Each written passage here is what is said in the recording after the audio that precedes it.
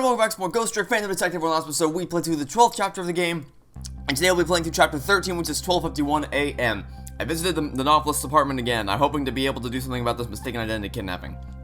All we have to do is get either the mother, Mrs. Grunion, to call Just Mister, or get the daughter to call Just Mister. Either way, he'll find out that the daughter has not been kidnapped.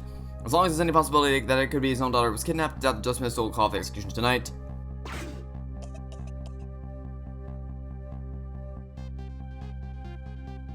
The key to dispelling the minister's doubts is now in bed, coughing, and I need to use this key before that prison van arrives to pick up our death row inmate.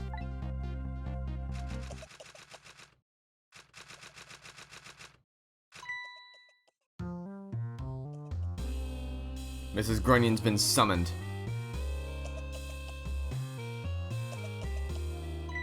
My darling angel, oh, just listen to that cough. You naughty thing, did you leave your nice warm bed to go out into the night and play? Thought after my own heart, but I must confess I didn't even notice you were gone. Parent of the year, ladies and gentlemen.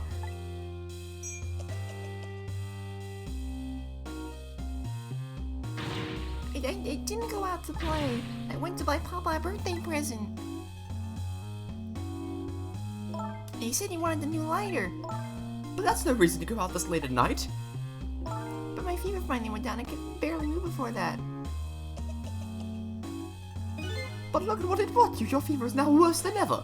There's to the feverish passion of my darling angel.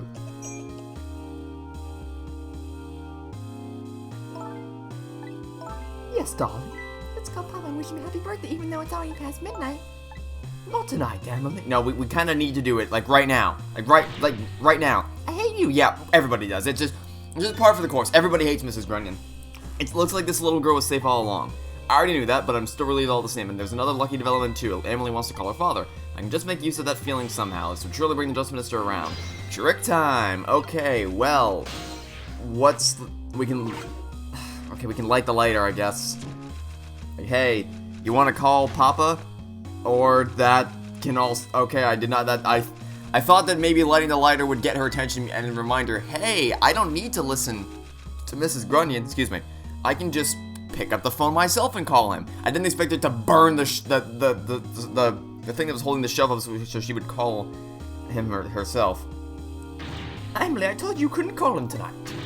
Why not? Listen to me, Emily. Your father's about to make a big mistake. I want him to reconsider. What do you know about it, Mama? He's the one who's the Just Mister, you know? All you do is write weird novels. Oh, toasted!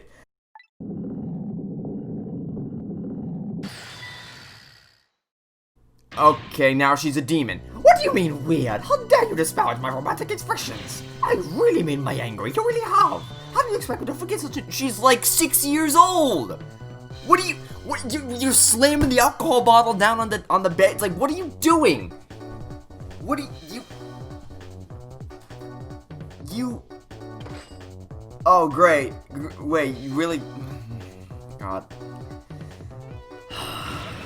Yeah, again, just par for the course. Join the club. Everybody hates Mrs. Grunion because she's just terrible. There. I'll be keeping my eye on you now, so you won't do anything with you were already facing her. Wait a minute. Okay. You had already seen that she was picking up the phone from where you were previously. Why did you have to move closer? I mean, unless maybe it's so that I can use something on her desk to my advantage, I guess. I'm sure that's what it's gonna end up being. Yep, that's exactly what it is, because now I can move up here. And can I knock the... Ooh! Is that a rat hiding? Ooh! That would be a rat hiding up there. Hey, you want to come on down? Join the party? Oh, he's hanging on... Okay, if I can make it chime, that'll knock the rat right onto her desk. There we go. Come on. Fall down, buddy. Right onto the desk. Just plop down. Well, having a good time while we did a rodent. That is not the reaction I was hoping for. That is decidedly not the reaction I was hoping for. Oh, great. Oh, that's... Well, that didn't work. Did you fancy the vintage, my whiskered friend? Well, the idea was to scare her out of the room with the rat. That did not work. That plan actually catastrophically failed. Okay. Well, now that that's one plan absolutely destroyed, we can turn a valve. What would turning the valve do? I don't know. Let's Let's give it a shot. Oh, I think we just killed the rat. I'm sorry, rat. I'm sorry, Remy the rat. I didn't mean to do it. I'm just trying to get Mrs. Grunion out of the room so that we can call a justice minister. Oh heavens, a blackout at a critical time like this. Of course dim light suit my story very well, but I myself am not very fond of the dark.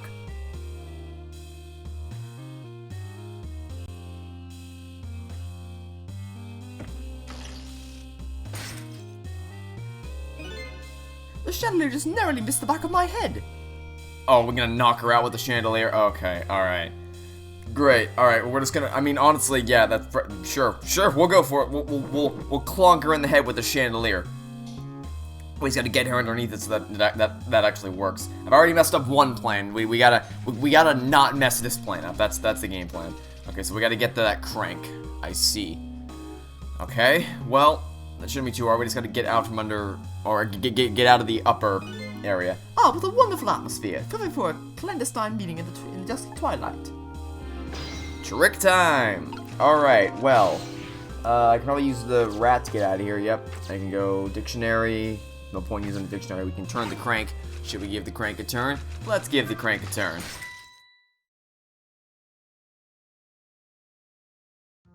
What a naughty chandelier. Yeah, that's right. Crank it up. Crank it up, buddy. Uh-huh. Yep. So the idea here is that when she walks underneath it, we crank it, and then... Wha-bam! I missed. I have the right idea here. This is definitely the opportunity in which we have to crush her with the chandelier. It's gotta be a little bit faster. Also, do you not think maybe give up on raising the chandelier? Maybe give up... Oh, 1 minute I'm too slow, 1 minute I'm too fast. Gotta find the perfect middle ground. Anyway, wouldn't at this point you just give up on raising the chandelier? Like, maybe... Aha! We did it! Mission accomplished. We done diddly did it. Alright, now we can call Justice Minister. Oh, boo-hoo. Now you want her help. Well, too bad for you. Anyway, like, wouldn't you just give up on the Justice Minister at this point? Or not just on raising the chandelier. It's like, this thing is clearly gonna keep falling. Maybe I should just stop trying to raise it. I'm sorry, Mama. I'm too dizzy. I can't get up. I'm afraid I can't help you right now. Ah, here's to the weakness of my darling angel. That chandelier is on there tighter than her wedding band. She won't be able to escape on her own. Well, that's what we wanted, right? I mean, now we can just go over and help her call the Justice Minister. I guess we still can't reach the phone, so that's not gonna... Okay, do I have to do something else with you? Maybe we need to actually knock her out before we can do anything. Oh! Ooh, wait. Okay, this isn't gonna do anything. Like, it's gonna have zero uses to actually solving the puzzle, I'm pretty sure. But, I mean, come on. I mean, the opportunity was there. I had to take it to just, I mean, come on. What is going on here? Emily, look, do you see this? Help me, please. What is she gonna do to help you? Sorry, I'm too sick. I can't get out of bed. My head is spinning. You still have to stay up there spinning, too. Alright. Like I said, that didn't do anything to help us, but... Do I need to bring the rat back? Like, it looks like the rat's dead. That just didn't do anything to help us. Okay, can I do anything here? I can make it burn brighter, but that's just gonna cause the rat's tail to get caught on fire. And okay, you're gonna scurry over. Ooh, okay, got it. Alright, I see.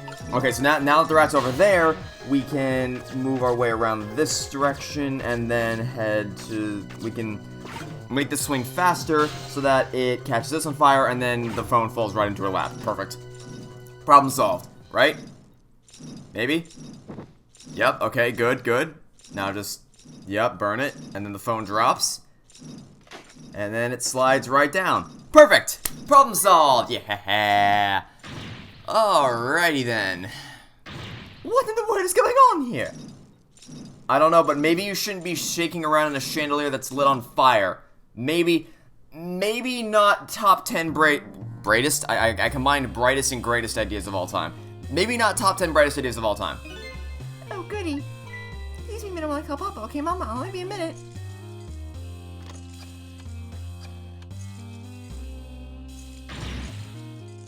Don't you dare, Emily. I won't have it. Yeah, well, that's just too bad for you now, isn't it? Okay. Well, let's listen into the conversation, shall we? Hello? Papa?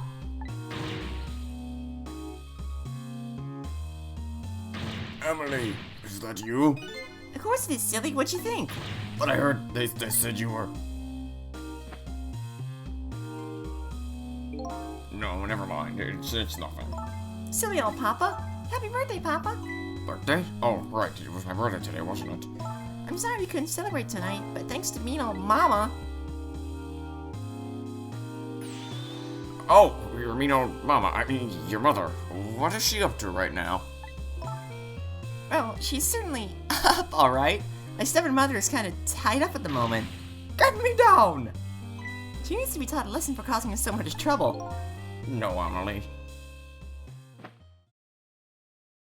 I'm the one who was wrong. Huh? Could you tell your mother I'm sorry? What do you have to be sorry about? I was just about to make a terrible mistake, but it's alright now. Okay. You're still young. There's a lot I can't tell you right now, but the job of Justice Minister is very complicated, you see. Okay. But just remember, you're always the most important thing to your mother and me. Did you do something naughty to your mother? If you did, I want you to apologize. I don't think I did anything, but okay, I'll apologize. That's a good girl. Okay, Papa, have a good night. Love you. Love you too, Emily. Good night, sweetheart. That's nice. They're working out their issues as a family. That's nice. Because I was wondering, because when we were introduced to Mrs. Grunion in chapter 2 or 3, I was like, all right, are these? I'm guessing this isn't going to be a random family, but it seems like for the moment, it seems like a random family. And now we know that they have some connections to all this, so it's nice to see it all tying together. Mama, I'm sorry. My goodness, why the sudden change? I guess I was wrong about you. I didn't understand. Oh, Emily. I thought all you ever did was write these weird novels. That makes me a little sad. Papa said the job of Justice Minister was complicated. Yes, your father's job is very, very complicated and difficult. That's why I couldn't talk to you about most of it. But you're right, I shouldn't treat you like such a little girl anymore. You're growing up after all. And I promise to stop calling your novels weird and try actually reading them. What? Maybe you'd better wait until you're a little older for that. Okay. So Emily, if you're feeling a little more charitable towards your old mama, think you could let me down now? You know, I would love to do that, but I'm just feeling too dizzy and sick right now.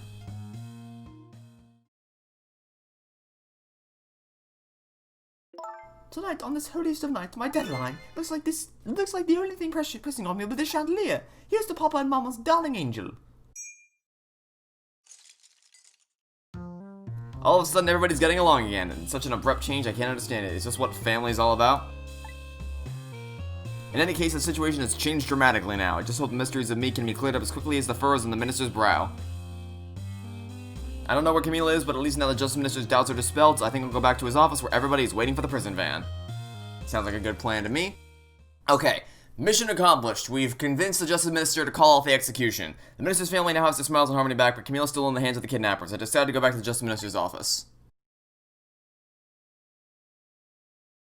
Surprisingly, the Minister's brow is still just as furrowed as ever. Quite unlike a father who has just learned his daughter is safe, he seems to still be in the depths of despair. The atmosphere in this room is very different now. It seems to have an air of unfocused anxiety. I get the feeling something big is going to happen. Well, yeah, I mean, before we convinced him to call it off, something big was about to happen. I just found out my daughter's safe. I'd like to express my gratitude. Thank you for my daughter's sake and for mine. No need to thank us, Mr. Minister. It was nothing.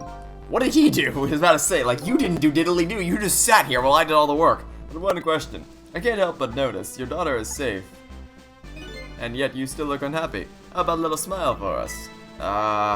Of course, there is still the matter of the other kidnapping victim.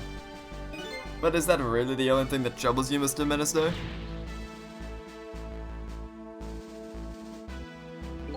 Please let me think in peace until the prison van arrives. Okay, something going on, buddy? Hello, Justice Minister. How about you finally admit I do exist? That thank you I expressed, that was meant for you. You're a ghost, aren't you? And you have the power to control and manipulate people, don't you? No, I don't have that kind of power. I can't control you. I've actually known, you know, for quite a while now, but I had no idea they were the powers of the dead, of ghosts. Known? Known about what? We knew about the existence of somebody who could control others, a manipulator. What's this? That's why your execution order caused me so much anguish to hit your jowd. Mr. Minister, why don't you just tell us everything you know? Yes, I suppose I should. You need to hear it all. All about the huge mistake this foolish man made. There are some cases in this country right now that are under a top-secret investigation. Of course, you wouldn't have known about them, Detective Stroud. Right, they don't share too much top-secret information with the inmates in prison. There are 3 prisoners, including you, in the special prison you just escaped from. Let's see, it's Spoon Man, the Rocker, and him. That's it. All 3 cases have certain points in common. They do they? Tell us more. The rock singer who leaked national secrets in his lyrics during a TV broadcast. Yeah, Spoon Man! Spoon Man, best character 2020. The curry-loving fellow who took the chief commissioner hostage to the Metro Police Department. Neither of these men had a motive for their crime, and both of their crimes were impossible. Impossible? The curry lover had no way of knowing how to infiltrate the commissioner's office, and the rock singer had no way of knowing the national secrets he leaked. Special investigation unit submitted an investigative report to me on them. They concluded that these men's criminal acts were not of their own volition. But how could that be? The theory the unit came up with was the existence of a manipulator. A manipulator, huh? That's when the special prison was established here as a facility to research that theory. Some unknown power has been at work. These past several years, Inspector Cabanella has been studying these cases. He has he? Manipulating somebody into committing a criminal act, according to the inspector. The first case of its kind was a locked room murder involving our nation's best detective. Are you trying to say I was manipulated somehow into shooting Alma? I appreciate the theory, but unfortunately, I don't recall being controlled by anybody. It's just not possible to manipulate another's behavior like that. My powers certainly don't work on living creatures. That we know of. That's what I thought when I first did theory too. However, I was seriously mistaken, and it proved to be a big mistake. What? You mentioned a mistake. Could you tell us about it? I suppose everybody here has the right to know. Alright, fine. I'll speak out loud so that Inspector Cabanella can hear this too.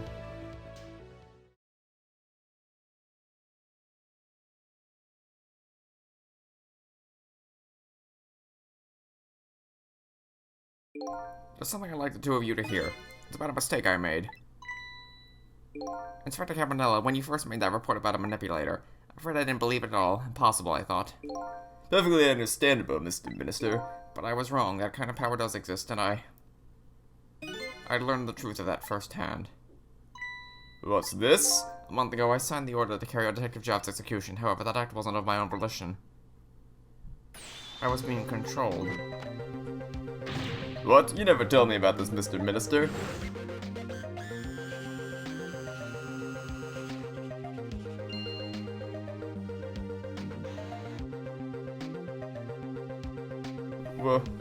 What's going on? This document.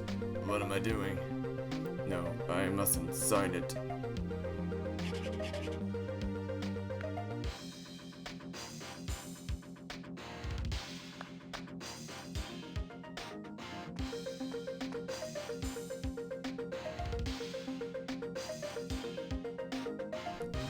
Wait, don't deliver that document.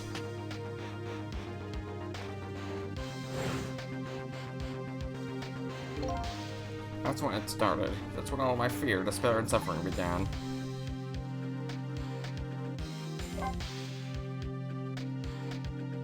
At the time, it didn't even cross my mind I'd been manipulated, and my memory of the event was only hazy at best. So the memory of being manipulated doesn't clearly remain, does it? Signing execution orders is part of our Justice Minister's job. At the time, I just thought my psyche was rebelling against the task. But the next day, it dawned on me. I remembered Inspector Cabanella's report on the existence of a manipulator. As a Minister of Justice, I couldn't admit what had happened to me. I only signed the execution order because I was being controlled. If something like that got out, this nation's judicial system would crumble. Besides, I had no evidence to present that I'd actually been controlled, but so in the end I couldn't admit to anybody what had happened. I suppose, but it sounds a bit like an excuse. You should have at least told us, Mr. Minister. Yes, I know I should have. I was running away from the problem.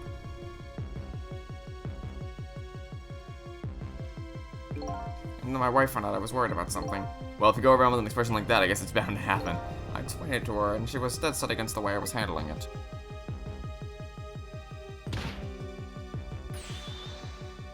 If you don't withdraw that order and tell everyone the truth immediately, I'm moving out!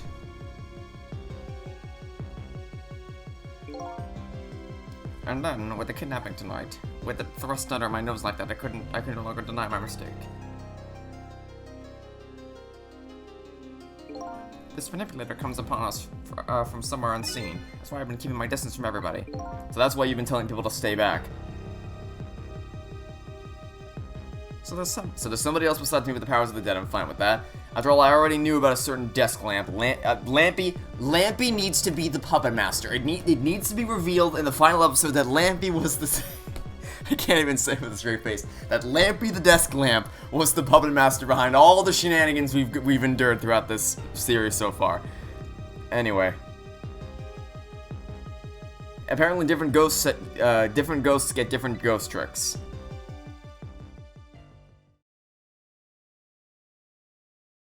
But I never imagined that tonight I would find out where this kind of power comes from. Where it comes from? Inspector Cabanella, this manipulator is a ghost, a departed spirit. A spirit? As a matter of fact, there's a ghost talking to us right now. What did you say? Joe, don't tell me you can hear this ghost too. I'd say the only person who can't hear him is you. Spirit? Ghost? God's in heaven. Excuse me, Mr. Minister, I suddenly have some urgent business to attend to. I recommend you think long and hard before making your final decision, sir.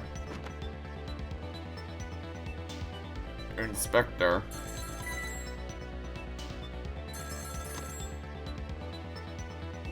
This is Lynn, I'm at the park. We've been waiting to hear from you. Have you found the evidence? Well, the situation here is... it's kind of difficult to explain. Sissel, if you're there, come to the park immediately. Alright then. We have a new mission. It looks like your help is needed, Sissel. Yeah, I guess so, huh?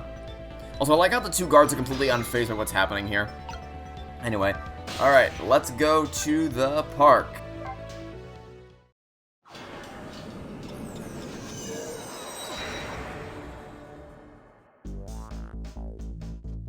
Lynn calls and I oblige.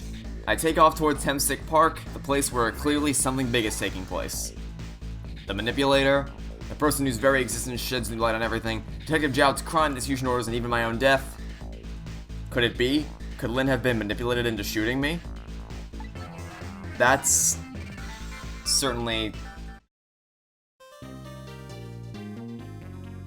Okay then, things are certainly starting to pick up the pace. Alright, that'll be it for now. Thanks for watching. See you next time to catch you all tomorrow for some more Ghost Trick Fan the Detective. Goodbye!